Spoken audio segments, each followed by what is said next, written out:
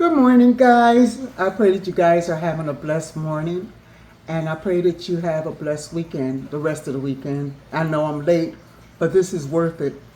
We're talking about mental health, and because I'm at Sandy's house, I'd like her to share her mental health and what she went through because I was talking to somebody on the phone yesterday, and they broke down, and I want to be able to give as much as advice as I can.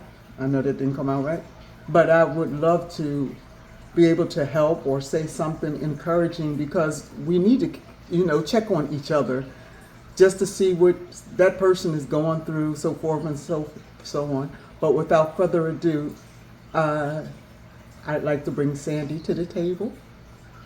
Sandy. Talio mates, how are you? Good. So recently I went through something at work and kind of in my personal life where there's been things that's stewing. For those who don't know, I'm a supervisor at my job, which means I manage a team of 20 plus advocates.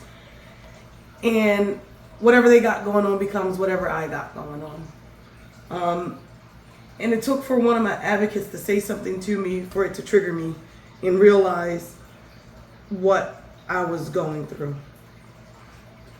One of my reps told me she felt like I was disconnecting from her. And I had to explain to her that the disconnect wasn't just to her, it was my entire team. And I had to break down to her the why behind the disconnect. Multiple people on my team, my advocates, my lead, are going through things from cancer, deaths, sick, just a bunch of different things. And I am their go-to person as their supervisor to listen to what they have to share. And I'm also there to let them know that it's okay. That, take each day as it comes, you'll get through it. I'm here if you need me. I have that open door policy. I'm pouring into people, and me telling my advocate the why behind the disconnect made me realize I'm pouring too much of me and I'm not getting it back elsewhere. I'm not replenishing myself. I used this analogy a long time ago, and I used it on my mom.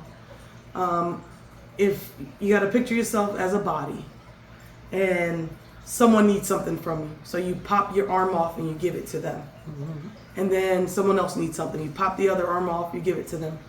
And then that pattern keeps going until you're left with just the torso. You have nothing left to give, and now you're in the negative. At some point or another, you need to recharge. You need to take a step back and say, okay, I can't keep helping people because I need to help me first. Mm-hmm. So, long story short, I ended up sending an email out to my team apologizing to them, letting them know, that I realized that I brought almost like what I do in my personal life. When I'm going through something in my personal life, I shut down and shut everybody out. Right. I go off the grid. I kind of did that at work. And some of the responses that I got back were very heartfelt and very meaningful. A lot of people didn't know I was going through anything at all. They thought that I was just busy at work. But I say all that to say it's important that you focus on your mental health before you lose sight of how far down the dark road you're going.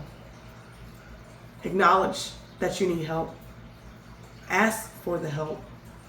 And be okay with receiving the help. And it's Sandy once said to me, it's okay to not be okay. And the person that I was talking about, I'm sure she don't mind, is my other daughter, Nikki. So, Nikki, don't think I wasn't listening. I heard everything you said yesterday, and my heart goes out to you, and I pray that you're doing better today.